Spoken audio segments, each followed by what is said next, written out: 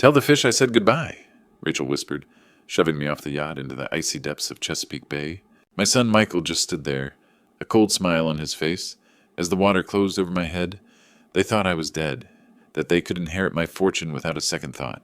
But as I fought to surface, gasping for air, I realized this was just the beginning of my fight for survival.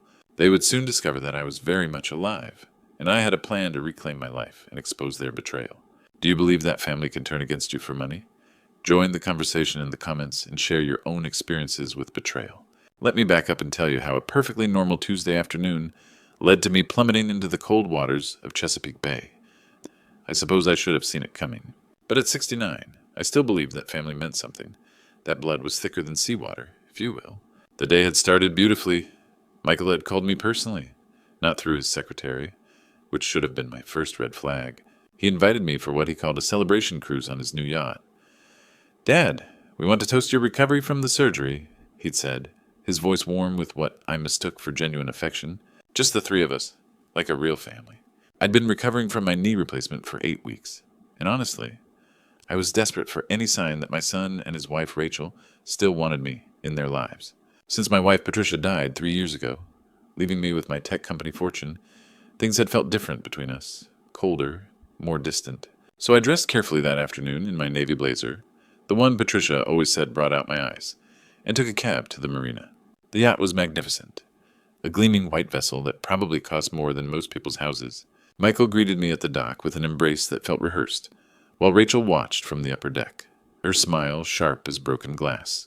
"Isn't she beautiful?" Michael asked, gesturing to the boat. 45 feet of pure luxury. We're thinking of taking her down to the Caribbean next month. What he didn't mention was that they'd bought it with money I'd given them last year to invest in Michael's consulting firm. $3 million that I was beginning to suspect had never seen the inside of any business account. The first hour was pleasant enough. We sailed into calm waters, the Maryland coastline growing smaller behind us. Rachel served champagne and talked about their plans to renovate the house. My old house, which I'd signed over to them after Patricia died because I thought downsizing to the condo would be simpler. But then Michael started asking questions. Casual ones at first, about my will, about the trust arrangements, about whether I'd considered making changes to simplify things for them.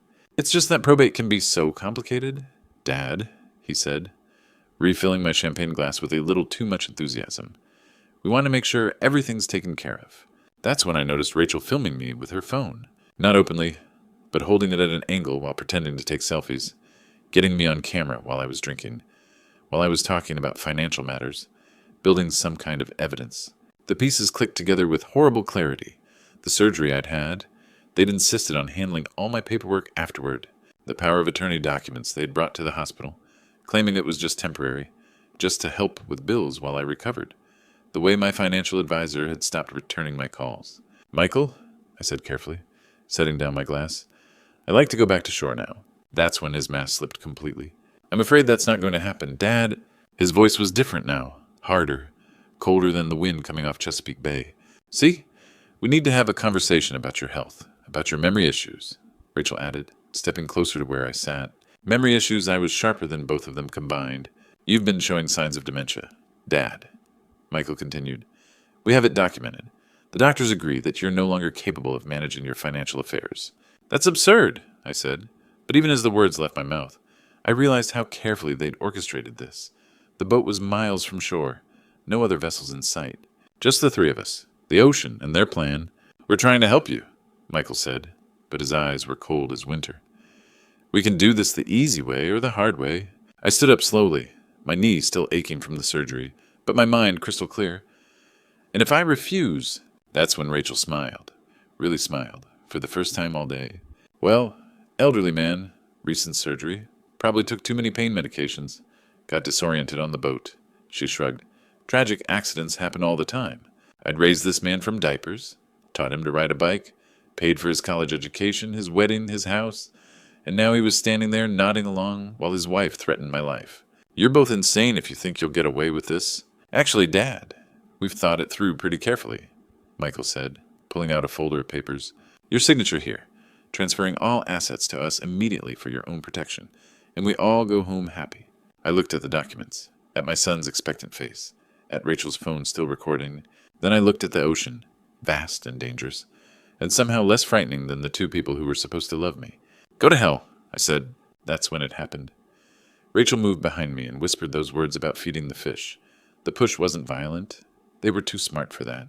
Just a sudden shove when I was off balance, looking out at the water. Over I went, navy blazer and all, into the cold Atlantic waters of Chesapeake Bay. The water was shockingly cold. I broke the surface, gasping, just in time to see the yacht speeding away. They were actually leaving me there to die. I'm a decent swimmer. Patricia and I used to do laps together every morning, but the cold shocked my system, and my clothes were dragging me down. I kicked off my shoes and fought to stay afloat, watching the yacht disappear into the distance. That's when I spotted the fishing boat. Captain Frank Miller was exactly the kind of man who'd jump into action to save a drowning stranger. 63 years old, weathered from decades on the water, and possessed of the kind of moral compass that seemed to be missing from my own family tree. "Jesus Christ, what happened to you?" he asked as he and his deckhand hauled me aboard their vessel. I was shivering uncontrollably, my teeth chattering so hard I could barely speak. Frank wrapped me in a blanket that smelled of salt and diesel fuel while his crew started the engine. "My family," I managed between chattering teeth. The yacht. We saw them take off like a bat out of hell," Frank said grimly. "Didn't look back once. What kind of people leave someone floating in the middle of Chesapeake Bay? The kind who inherit $1.8 billion if I'm not around to stop them," I thought. But out loud, I just said, "The kind who aren't really family." As we headed toward shore, I made a decision that surprised even me. "Wait," I said, grabbing Frank's arm. "Please don't let them know you found me. Not yet." Frank studied my face with sharp eyes that had seen enough of life to recognize when someone was running from more than just cold water. "You in some kind of trouble?" "Yes, but not the kind you're thinking." I took a shaky breath. "I need to get to shore without anyone knowing I survived. Can you help me?" Frank looked at me for a long moment, then keyed his radio. "Coast Guard, this is the Mary Catherine. False alarm on that debris sighting. All clear." Frank took me to his sister's bed and breakfast in Annapolis. Dorothy Miller was a no-nonsense woman who didn't ask questions about cash-paying guests with wet clothes and wild stories about murderous family members. "Long as you're not bringing trouble to my door, you're welcome," she said, handing me dry clothes and hot coffee. The next morning, I began watching them. Michael and Rachel weren't grieving, they were celebrating. I followed them to Harbor East, where they spent 3 hours shopping for luxury items. Rachel bought a $5,000 handbag while Michael picked out a Rolex. They had lunch at Charleston, the kind of restaurant that requires reservations weeks in advance, laughing and toasting with champagne. These weren't the actions of people who'd just lost a family member in a tragic boating accident, but on the third day, I saw something that stopped my heart. Rachel was carrying a baby, a tiny newborn, maybe 3 weeks old. Wrapped in an expensive blanket, she brought the child into my old house like she belonged there, which technically she did. Michael and Rachel had never mentioned having a baby. 6 months ago. Rachel told me they were too career-focused for children. I waited until they left, then used my old key to slip inside. The house felt wrong. Patricia's sewing room had been converted into a nursery with thousands of dollars worth of equipment. Top-tier crib, designer changing table, imported rocking chair. On the dresser, I found a birth certificate that made my hands shake. Baby Barrett, born 3 weeks ago. Mother Rachel Barrett. Father Michael Barrett. Impossible. I'd seen Rachel on that yacht 4 days ago. She definitely wasn't recovering from recent childbirth. This document was completely fabricated. Behind the baby formula, I found a folder marked Whitmore Services. The paperwork inside told a horrifying story. Whitmore Reproductive Services specialized in private adoptions for wealthy clients. Michael and Rachel had arranged to purchase this baby 8 months ago, paying cash for complete discretion. The birth mother was listed only as Subject 17, a 17-year-old girl with no family. A girl who, according to the medical reports, had died during delivery from unexpected complications. They'd killed a teenage mother to steal her baby. As I photographed the documents, I heard car doors outside. They were coming home. I grabbed the evidence and headed for the back door, but Rachel's voice stopped me cold. She was on the phone in the kitchen. "No, everything's perfect," she was saying. "The old man's dead. The baby's legally ours, and we'll have full access to the inheritance within 6 weeks. Your fee will be transferred once probate clears." Someone else was involved. Someone who'd orchestrated this entire operation. Someone they owed money to. I slipped out the back door as quietly as I'd entered, but my mind was racing. This wasn't just about 2 greedy kids stealing their father's money. This was bigger, more organized, professional. Back at Dorothy's bed and breakfast, I spread the photographs across the kitchen table. Frank looked over my shoulder, his weathered face growing darker with each document. So they figured they'd rather be rich orphans than broke kids with a living father. Frank said when I finished explaining. It's worse than that, I replied, pointing to the Whitmore documents. They're part of something bigger. Someone's running an operation, and my son and daughter-in-law are just customers. What are you going to do? I looked at the photos of that innocent baby, at the forged birth certificate, at the medical report documenting a 17-year-old girl's suspicious death. I'm going to find out who's really behind this, I said, and then I'm going to destroy them all. I needed professional help to identify the voice on that phone call. Dorothy Miller surprised me by pulling out a business card from her kitchen drawer. My nephew Danny Crawford, she said, former police detective, now private investigator. He owes me a favor. Danny arrived that evening looking exactly like Central Casting would order for a PI. Mid-40s, graying hair, eyes that had seen too much. So let me understand this, he said after hearing my story. Your son tried to kill you for money, and now you want me to find out who's helping him. I showed him the photographs from the house, the Whitmore documents, everything I'd gathered. Danny studied the papers with professional interest. This handwriting looks familiar, he said, pointing to a signature on one of the contracts. Mind if I run this through some databases? 24 hours later, he had answers that chilled me to the bone. Her name is Susan Clark, Danny said, spreading surveillance photos across Dorothy's kitchen table. She runs a very specialized law practice, estate planning for families who want to accelerate their inheritance timeline. The photo showed a professional woman in her late 40s. Auburn hair, expensive suit. She looked like someone's trusted attorney, which I suppose she was. What kind of acceleration? I asked, though I suspected I already knew. The permanent kind. Susan Clark has been systematically targeting wealthy elderly people across Maryland and Virginia. She identifies families with inheritance motives, then offers them a complete service package. Danny pulled out more documents, death certificates, medical reports, financial records.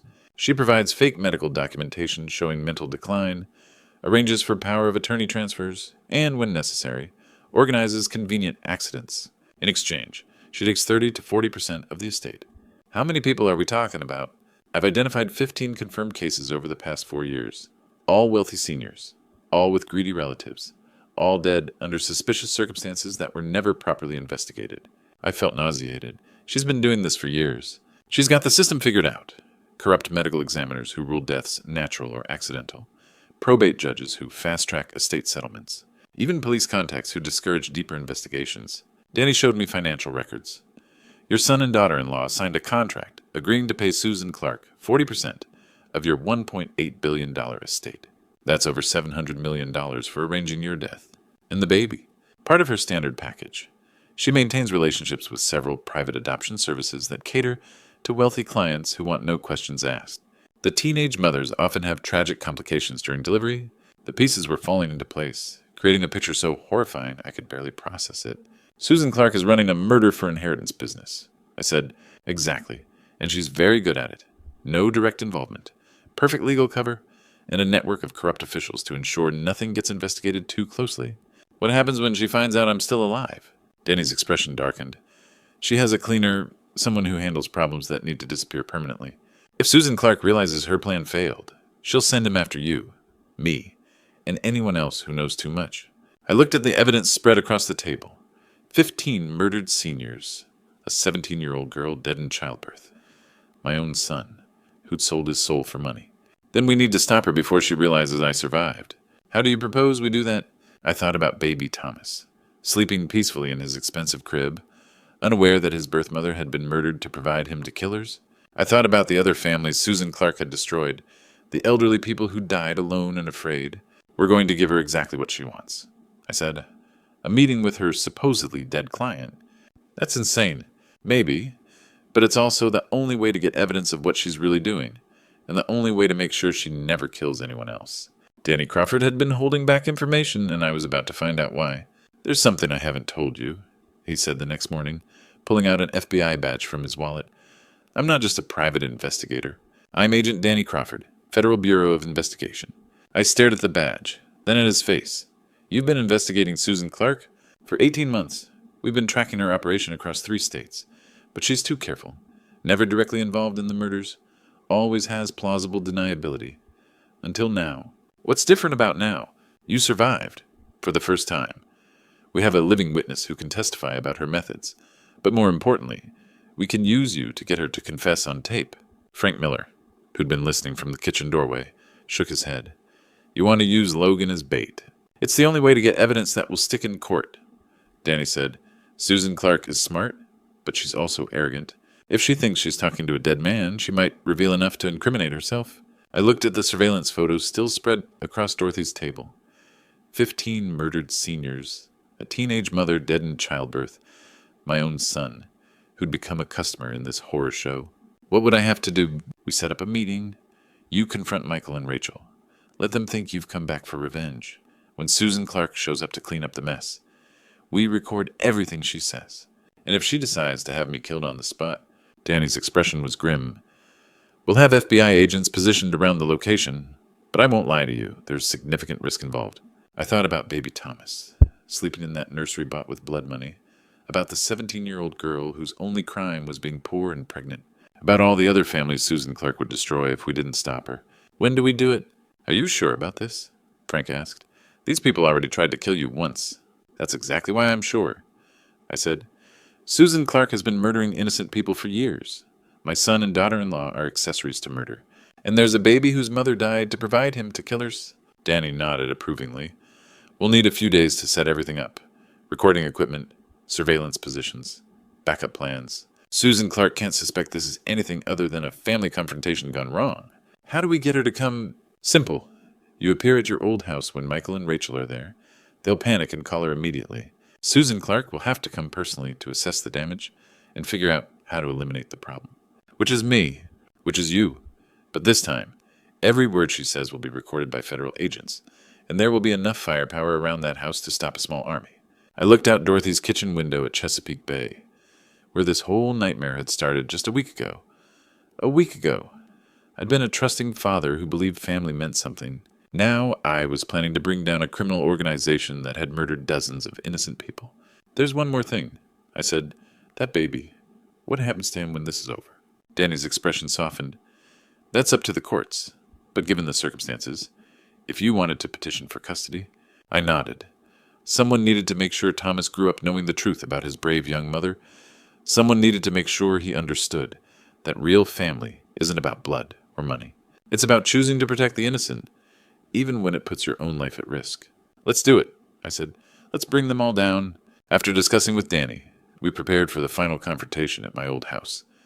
I hadn't returned since I faked my death, and emotions surged as I thought about the memories within those walls. We need to create a scenario where Susan won't suspect anything, Danny said while setting up the recording equipment. She has to believe this is just a normal family meeting. I nodded, feeling the tension in the air. We had meticulously planned every detail for the day, from timing to the approach, even what I would say. Logan, Danny said, there are a few rules you need to remember. When Susan arrives, stay calm. Don't let her see you're stronger than she expects. She'll try to distract you. I took a deep breath, feeling the weight of what was at stake. I had prepared for this moment for days, but now, as the time approached, I felt like I was standing on the edge of a cliff. Frank arrived with his truck, becoming my protector and driver for this operation. I'll stay outside to keep in contact, he said. If anything goes wrong, I'll intervene. We had planned for Frank to be at a safe distance, but close enough to jump in if needed. I had also informed Dorothy that I would return and set a time for her to call the police if she didn't hear from me within a certain time frame. The morning of the confrontation, I couldn't eat. I sat on the sofa in the kitchen, feeling time drag on. Finally, when the clock struck 11 a.m., I knew it was time. Are you ready? Danny asked, looking at me with reassuring eyes. Absolutely, I replied, donning the suit I had saved from better days, though it felt a bit tight. It reminded me of the man I used to be, someone who faced challenges head on. We drove to my old house, where Michael and Rachel would be waiting inside. My heart raced at the thought of confronting them again. Just a week ago, I had been a trusting father who believed family meant something. Now, I was plotting to dismantle a criminal organization responsible for numerous innocent deaths. Let's do this, I said, determination filling my voice. When we arrived, I saw Michael's car parked out front. I glanced at Danny, who nodded, and I stepped out of the vehicle. Time to face them, I murmured, feeling a mix of resolve and fear as I approached the front door of my old home. Memories flooded back, both joyful and painful. But this time, I wasn't just a father returning home. I was a man on a mission to reclaim my life and protect a child who deserved a real family. I took a deep breath as I stood at the front door of my old house, the very place I had once considered a sanctuary. Now it felt like the stage for a dark drama, and I was the unwilling actor stepping into the spotlight. When I opened the door, the familiar scent of wood polish and old memories hit me like a wave. Everything looked the same, yet it felt foreign. I stepped inside, my heart pounding in my chest, every nerve ending alive with anticipation and fear. Just act normal, I reminded myself. Though I could feel the adrenaline coursing through my veins, I wasn't just walking into my home. I was walking into a trap that had been set for me, a confrontation that could change everything. Rachel was the first to notice me. She stood in the living room, her expression shifting from confusion to shock. "Dad," she stammered, her eyes wide as if she were seeing a ghost. Michael appeared behind her, his mouth dropping open in disbelief. "I thought you were dead," he blurted out, but there was no sympathy in his tone, only fear. "I am very much alive," I replied, letting the words hang in the air like a weight, "and I have a few things to discuss with you both." Just then, the doorbell rang, and I knew it was Susan Clark.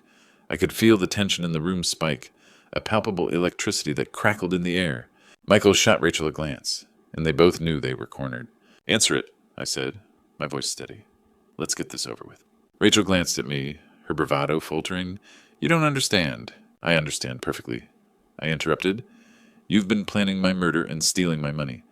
I have evidence of everything, and now it's time for you to face the consequences." As Rachel moved to the door, I positioned myself strategically in the living room, ensuring I had a clear view of everything. I could hear the click of the door latch, the faint creak as it swung open. Susan stood there, looking impeccably professional as always, her expression a mask of calm. "Hello, Michael." "Rachel," she greeted, stepping inside as if she owned the place. "I'm so sorry to hear about your father. I trust he's been taken care of." I stepped forward, feeling the weight of the moment. "I'm right here, Susan, and I'm not going anywhere." Her gaze snapped to me, surprise flitting across her face before it hardened into a cold smile. "Logan, I wasn't expecting you to join us. I thought you were indisposed." "Nice try," I shot back, my voice firm. "You're not going to get away with this." The tension in the room thickened, and I could see the gears turning in Susan's mind as she quickly assessed the situation. "We can talk about this rationally," she said, her tone dripping with feigned concern. "You don't need to get upset. I'm here to help you." "Help me," I laughed, a bitter sound. "You've been orchestrating everything from the start.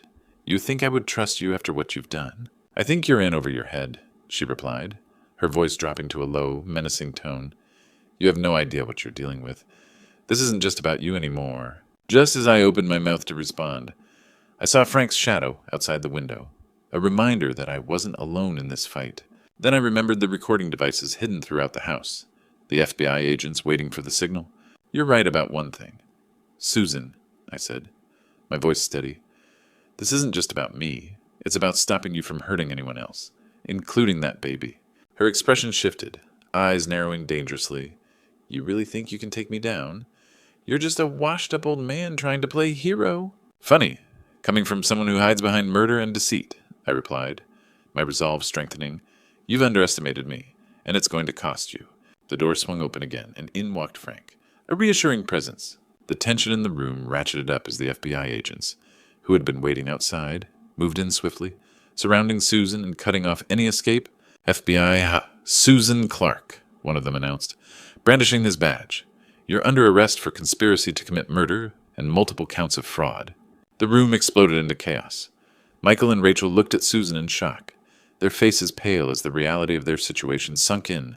"I told you this was going to end badly," I said, stepping back to allow the agents to do their work. "You chose the wrong family to mess with." As I stood there, I felt a mixture of emotions, anger for what had been done to me and to baby Thomas, sadness for the lives lost because of greed, and a flicker of hope for the future. Michael and Rachel were taken to the side, handcuffed and visibly shaken. They had trusted Susan to orchestrate their plans, believing they could outsmart everyone. Now they were facing the consequences of their actions, and I couldn't help but feel a sense of justice for the victims of Susan's operation. Danny walked over to me, a satisfied smile on his face.